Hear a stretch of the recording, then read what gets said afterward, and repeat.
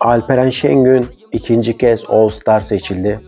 Alperen Şengün ilk baş seçimlerde yer alamasa da Shai Gilgeous-Alexander'ın sakatlığı sebebiyle All Star kadrosuna alındı. Bence alınması gereken bir sonuçtu ama ilk başlarda seçmediler.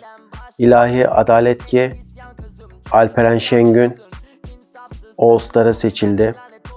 İstatistiklerine baktığınız zaman Alperen Şengün'ün güzel bir istatistiği var.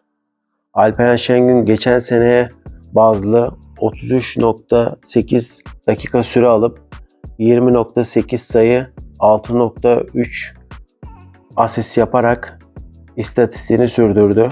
Alperen Şengün geçen seneye bazlı daha iyi bir istatistik görünüyor.